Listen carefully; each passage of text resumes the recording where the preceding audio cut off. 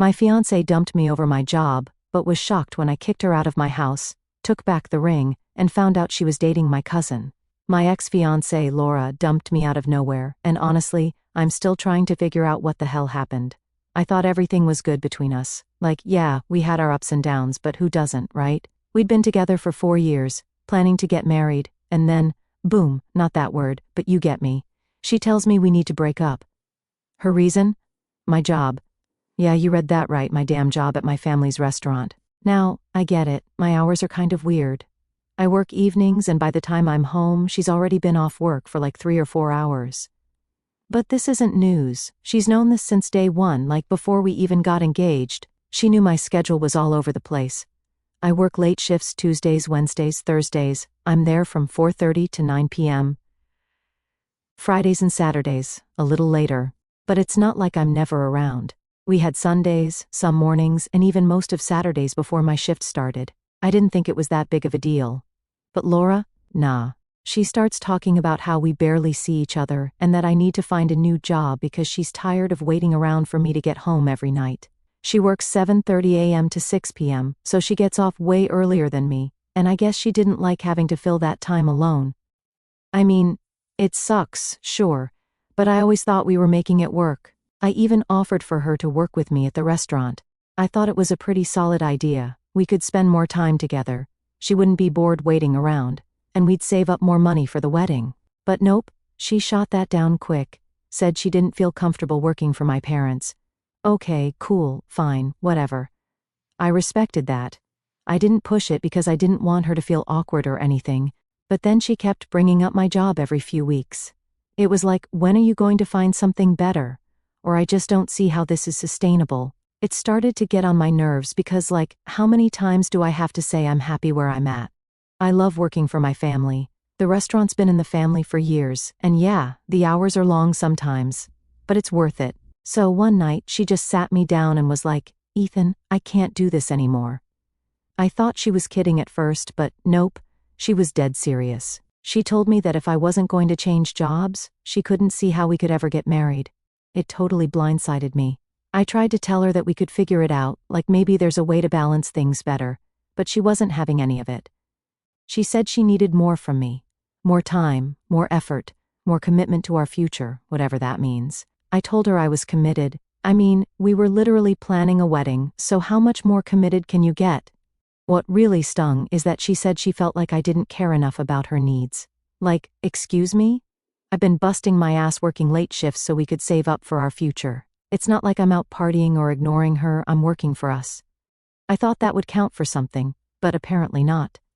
Then she dropped the whole maybe we should just be friends thing, and man, that was a gut punch. We weren't even in an argument. There was no yelling, no big fight. It was just her sitting there calmly, like she'd been rehearsing this conversation in her head for weeks. I asked her straight up, "Are you serious? You want to throw all this away because of my job?" And she had the nerve to say, "It's not just your job. It's the fact that you don't seem willing to change for us." That's when I got pissed. I reminded her that she knew about my schedule before we even got engaged. If it was such a problem for her, why the hell did she agree to marry me in the first place? She got all defensive and said that she thought over time I'd grow out of it and find something else. Like, what? Since when is working hard at a family business something you need to grow out of? I'm not going to lie, I felt betrayed. She basically admitted that she was waiting for me to become some different version of myself. And when that didn't happen, she was out after that conversation. I just avoided her. I couldn't even look at her. I stayed late at work every night because the last thing I wanted to do was come home and sit in the same house with someone who didn't want to be with me anymore. But here's the thing, she didn't leave. Like, I thought after you break up with someone, especially when you're engaged, you'd start looking for somewhere else to stay, right? Nope.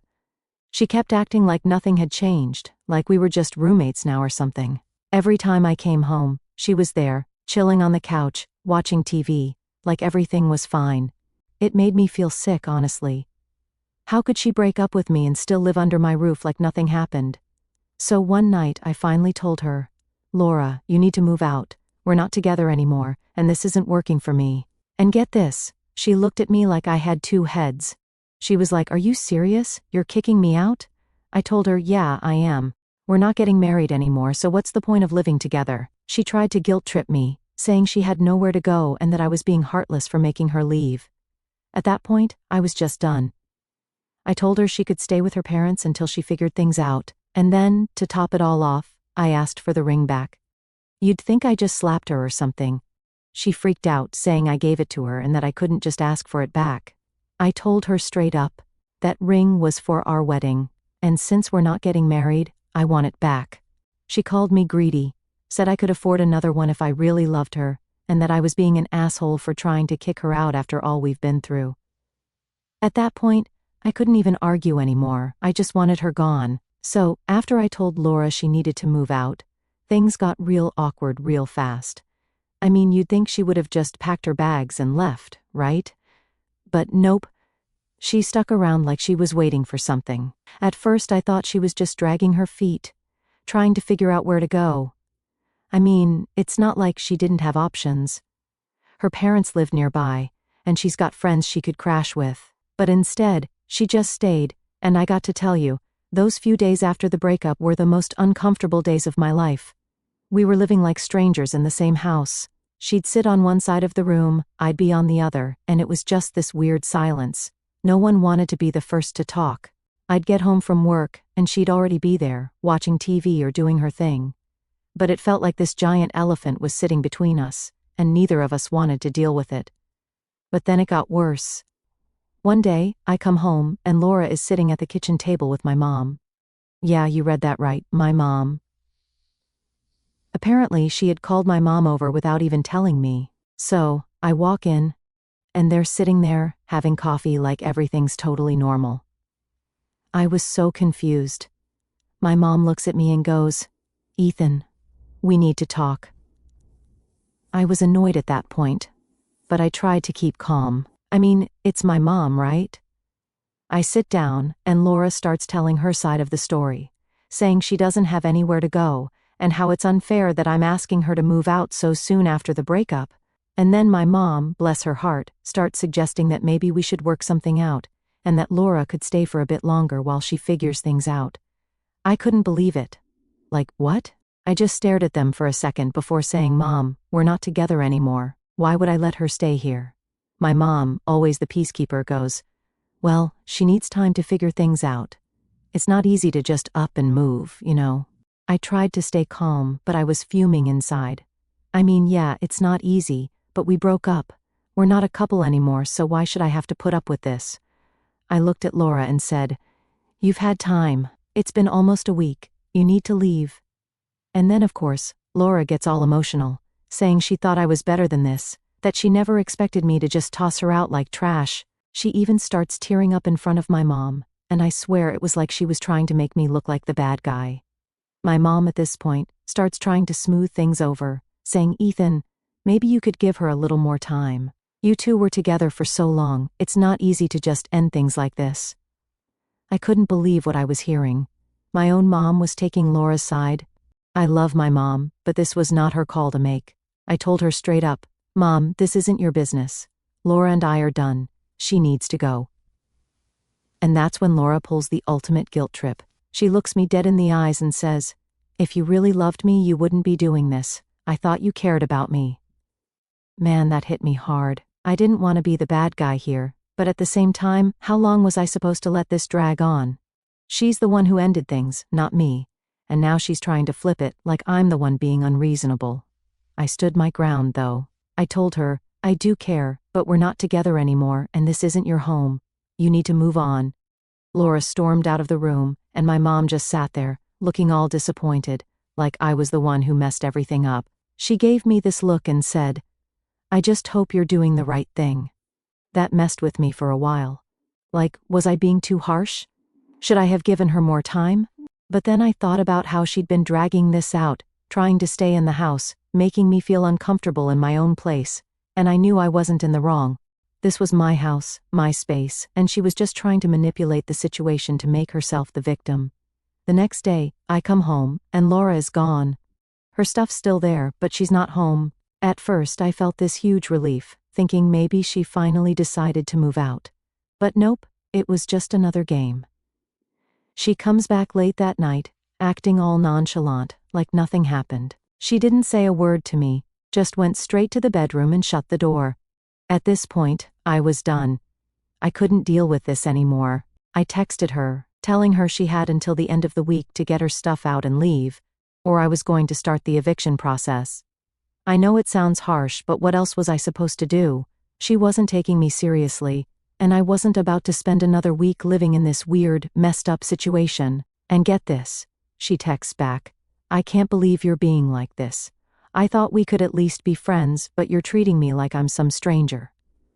That's when I realized she wasn't ever going to leave unless I forced her to. She was playing this whole thing like a game, trying to get me to cave, maybe hoping I'd apologize or something, and beg her to stay. But I wasn't about to do that. Not after everything she'd put me through. By the end of the week, Laura finally started packing her stuff.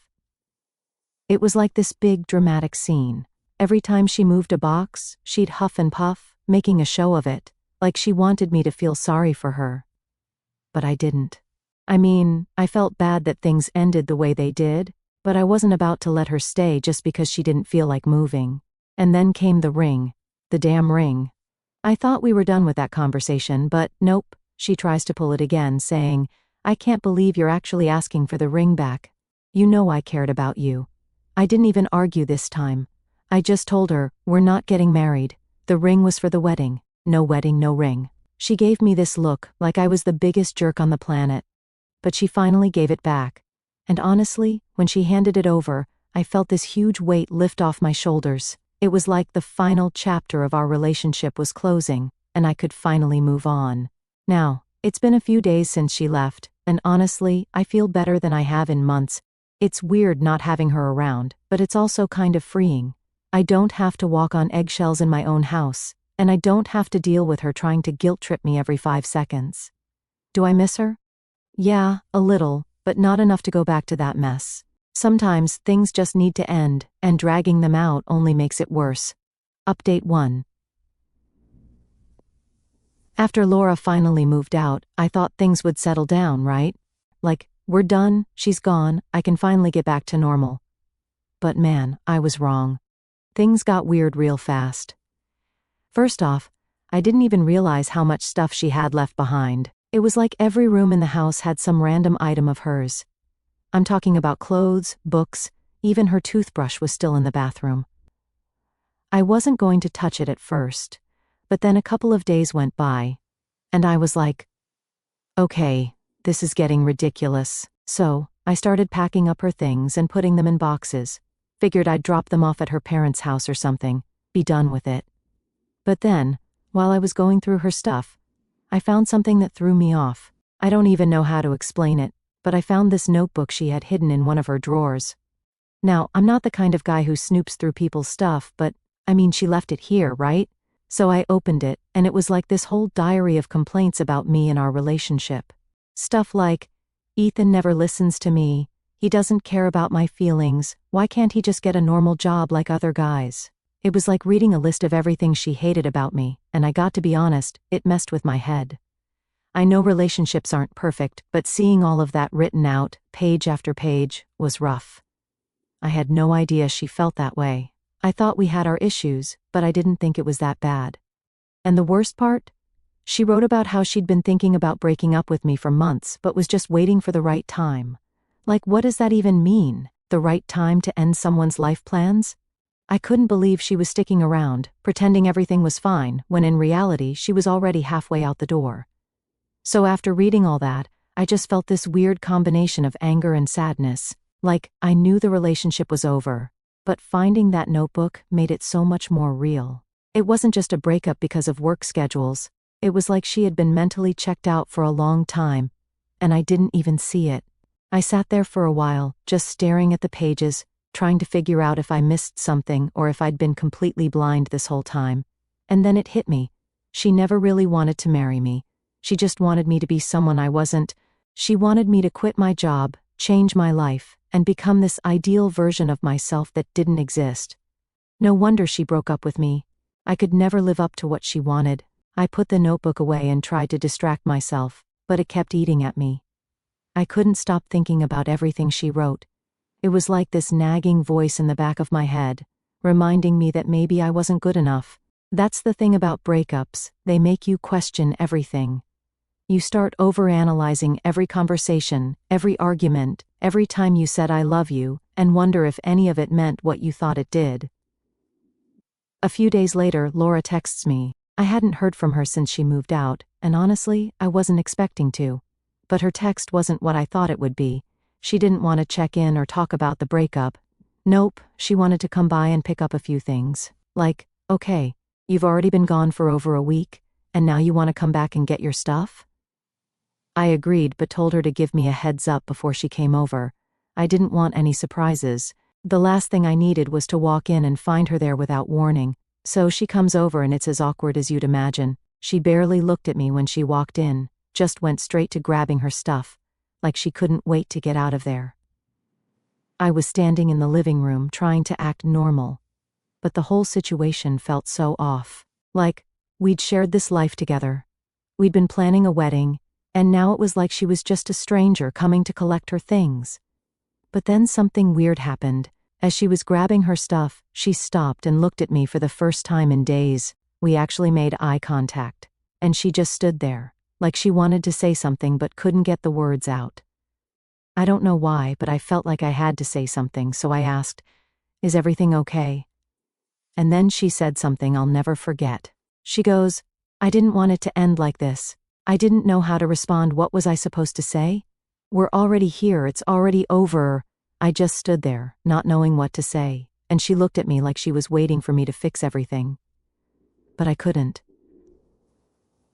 How was I supposed to fix something that had been broken for months, maybe even years, and I didn't even realize it? She grabbed the last of her stuff and left without saying another word. The door closed, and just like that, she was gone again. It was this weird mix of relief and sadness, like I was glad the whole mess was finally over.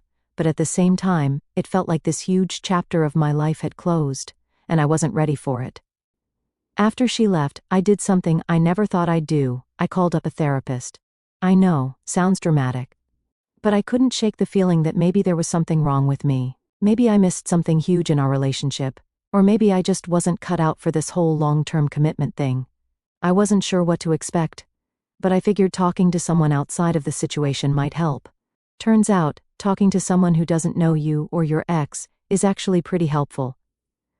The therapist didn't give me all the answers or anything, but she made me realize that I wasn't the only one to blame for what happened. Relationships are two-sided, and as much as I messed up in some areas, Laura had her part in it too. I wasn't perfect, but I wasn't the villain in this story either. One thing that really stuck with me from those sessions was the idea that sometimes people fall in love with the idea of someone, not who they really are.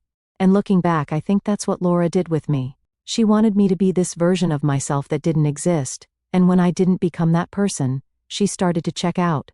So here I am, a couple of months later, feeling better. Not great, but better. I still think about her sometimes, and yeah, I wonder what could have been different. But I also know that if she stayed, things probably would have gotten worse. We weren't right for each other, and that's just the truth. I guess the takeaway is, sometimes things end for a reason. It sucks and it hurts, but in the long run, it's better than forcing something that's never going to work. Update 2. So after Laura left for good, I thought that was it. End of the story, right? Well, turns out things weren't as done as I thought they were. I didn't realize just how many loose ends there were until I started getting messages from mutual friends. Yeah, it's one of those situations. It started off slow. I'd get a text here and there from people asking me how I was doing, which was fine, but then they'd drop these little comments like, "Laura said she's really struggling," or "Have you heard from her?" At first, I just brushed it off. I figured people were just being polite, trying to feel out where we were at after the breakup. But then the tone of the messages started to change. People were acting like I was the one who kicked her to the curb with no warning, and I'm sitting here like, did Laura not tell people she's the one who broke up with me? Apparently not. Next thing I know, I'm getting these long, guilt-trippy messages from some of her friends, people I barely even know, telling me that I was heartless for making her move out and asking for the ring back. Like, excuse me? She broke up with me. I wasn't about to keep living with my ex-fiancé, pretending everything's fine, while she's out there telling people I'm the bad guy. But according to her, I'm the one who didn't care enough to work things out. So now I'm stuck in this weird situation where people are seeing me as the villain of the story, and she's playing the victim. It's honestly mind-blowing how fast things can get flipped around. I had to start explaining to people what actually happened, and every time I did, it just felt exhausting. Like, why do I even have to defend myself? A week or two goes by, and I think things are finally dying down. I stopped getting the messages, stopped hearing from people about Laura, and I started to relax. But of course, that didn't last long. One night, I'm sitting at home, watching TV, trying to unwind after a long shift at the restaurant, and my phone buzzes. It's a text from Laura's best friend, Jenna. Now, Jenna and I never really got along. She was always the type to get in Laura's ear, telling her what to do, stirring the pot, you know. So, when I saw her name pop up on my phone, I knew it wasn't going to be good. I opened the message, and sure enough, it's a novel. Jenna goes on and on about how Laura is devastated, how I broke her heart by not fighting for the relationship, and how I should have tried harder to make things work. She even said something like, "You're supposed to be a team, and you just gave up on her."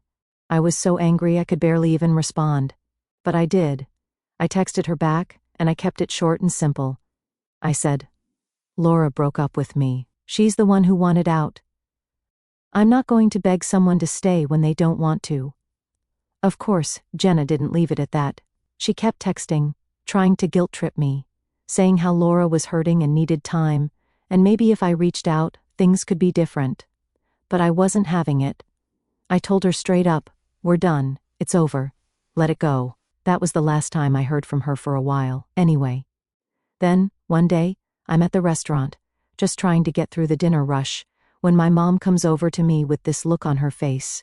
You know that look moms give you when they've got something to say but they're trying to figure out how to say it? Yeah, it was one of those. She pulls me aside and says, "Ethan, I talked to Laura today." I just stared at her, like, why? My mom goes, "Well, she called me, said she wanted to apologize for how things ended, and just wanted to check in." Now, I don't know about you, but when your ex calls your mom to check in, that's a major red flag. I told my mom, I don't care if she's sorry or not. We're done. There's no reason for her to be calling you. My mom sighed and said, I know, but she seemed really upset. She said she feels like you hate her now, and she didn't want things to end this way." Here we go again. I had to explain to my mom the whole situation again, how Laura was the one who called it off, how she's been telling people I kicked her out, and how I just want to move on. I could tell my mom felt torn. But she finally got it. She agreed to not get involved anymore. But honestly, it was frustrating that I even had to have that conversation. After that, things started to calm down for real. I didn't hear from Jenna, Laura stopped calling my mom, and I finally started to feel like I could move on. I even started hanging out with my friends again, going out for drinks after work, just trying to get back to some sense of normalcy. But just when I thought everything was finally settling down, something else happened. One night, I was at the bar with a couple of buddies when one of them, Mark, pulls me aside and says, "Hey, man, you're not gonna like this, but I saw Laura the other day with some guy." Now, I'll be real with you. I wasn't expecting to feel anything when he said that, but for some reason it hit me. Like, I knew we were done, but hearing that she'd moved on already, that was rough. I asked Mark, who was he? And he said he didn't know, but they looked pretty close. That was all I needed to hear. The next few days were weird. I didn't text Laura or anything, but I couldn't stop thinking about it, not because I wanted her back, but because it felt like this chapter of my life was really, truly over now. She was moving on, and I guess that meant I had to as well. Looking back, I realize now that Laura probably checked out long before we even broke up. Maybe that's why it all felt so sudden when it happened. Because for her, it wasn't sudden. She'd been planning it, thinking about it, and by the time she ended it, she was already halfway out the door. It took me a while to accept that. It's hard to admit that someone you cared about stopped caring way before you did. But you know what? In the end, it's for the best. We weren't right for each other, and trying to force it would have just made things worse. Now, I'm focused on myself. I'm not looking for a relationship anytime soon, and I'm definitely not in any rush to jump back into the dating pool. I'm just trying to enjoy the little things again. Hanging out with friends, focusing on work, and getting my life back to where I want it to be. And as for Laura, I wish her the best, I really do, but I'm done with the guilt trips, the manipulation, and the drama. I'm moving on. Update 3. So here we are, months later, and I'm finally feeling like I can breathe again. It's been a hell of a ride, and honestly, I'm just glad it's over. But just when I thought everything was behind me, I got hit with one last surprise. Yeah, because of course something else had to happen, right? So here's what went down. I was at work one day, just doing my thing at the restaurant, when one of our regulars, Tom, comes in. Now Tom's an older guy, been coming to the restaurant for years, real friendly with my family, always chatting with my parents whenever he's in, but this time he's got this weird look on his face. He pulls me aside and says, "Hey Ethan, I saw Laura the other night." At this point I'm thinking, alright, whatever. People see Laura all the time, what's new? But then he drops this little nugget. "She was with your cousin Chris." I swear my brain short-circuited for a second. I'm like, wait, what? Chris? No way. I mean, Chris and I are family, we grew up together.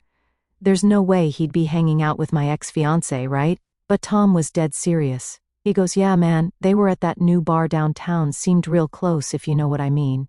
I didn't know what to say. Part of me didn't believe it, but another part of me was like, well, this is Laura we're talking about, so who knows? I just kind of laughed it off and told Tom I'd check it out later, but inside, I was boiling. I had no idea what to think. Why would Chris, of all people, be hanging out with Laura? And why didn't anyone tell me? So naturally, I did what any guy would do. I went straight to the source. I texted Chris that night, asked him what was up. I didn't want to accuse him of anything outright, so I kept it casual, like, "Hey man, heard you were out with Laura the other night, what's going on there?" It took him a while to respond, and when he did, the response was, "Well, let's just say it wasn't what I was expecting." He goes, "Yeah, we've been hanging out a bit. I didn't want to tell you because I knew it would be awkward." Awkward? Awkward doesn't even begin to cover it. My cousin, my flesh and blood, was hanging out with my ex-fiancé behind my back, and he thought it was just a little awkward? I was pissed, like, beyond pissed. I shot back, "Dude, what the hell, you couldn't give me a heads up?" He tried to play it off, saying it wasn't a big deal and that they were just friends, nothing serious. But come on, we all know what just friends means, especially when it's between an ex and your cousin. I wasn't buying it, and I told him straight up that I felt betrayed. He started backpedaling, saying he didn't mean for it to happen, that they just bumped into each other one night, and things kind of escalated from there. Apparently, they'd been talking for a few weeks now. Weeks. I had to sit with that for a while. I mean, how do you even process something like that? It wasn't just about Laura anymore, it was about family. Someone I trusted, someone I grew up with, decided it was cool to start hanging out with my ex like nothing was wrong. And honestly, it hurt more than I thought it would. A few days later, I got a text from Laura herself. She didn't even try to ease into it, just hit me with, "Hey, I heard you're upset about me and Chris. Can we talk?" I didn't want to talk to her. I didn't want to hear her excuses or explanations or whatever she was about to throw at me. But at the same time, I needed closure. I needed to know why she thought this was okay. So, against my better judgment, I agreed to meet up. We met at this coffee shop we used to go to when we were still together. Bad idea, by the way. Too many memories. Anyway, she sits down and immediately launches into this whole spiel about how she didn't mean to hurt me, how she and Chris just clicked, and that she didn't want things to get weird between us. I sat there trying to keep my cool, but honestly, I just wanted to walk out. I told her, "It's not about you guys clicking, it's about respect. You ended things with me, and now you're hanging out with my cousin. You didn't think that might be a problem?" She gave me some crap about how she didn't plan for this to happen, that it just did, and that she didn't want to hurt me. But I wasn't buying it. I told her straight up, "You made your choice. You don't get to walk back into my life and act like everything's cool now." The conversation didn't go anywhere. She tried to justify it, I wasn't having it, and we both walked away more frustrated than before. I didn't feel any better, but at least I got to say my piece. After that, I blocked her number. I didn't want to deal with her anymore. As for Chris, we had it out too. He called me a few days later, trying to clear the air. I let him talk, but I didn't hold back. I told him he broke my trust, and that's not something you just bounce back from. He apologized, said he didn't mean for things to get messy, but I wasn't ready to forgive him. Family or not, there's a line you don't cross, and he crossed it. Since then, I've been keeping my distance from both of them. Chris still tries to text me now and then, but I haven't responded. Maybe one day I'll get over it, but right now, I need space. As for Laura, she's out of my life for good. I don't know if she's still with Chris, and honestly, I don't care. They can do whatever they want. I'm done. Looking back, this whole situation taught me a lot, not just about relationships, but about people in general. You think you know someone, you think you can trust them, and then they go and do something like this. It messes with your head. But at the end of the day, you have to take care of yourself. You can't control what other people do, but you can control how you respond to it. And right now, my response is to walk away. I've got my own life to live, my own goals to chase, and I'm not letting this drama drag me down anymore.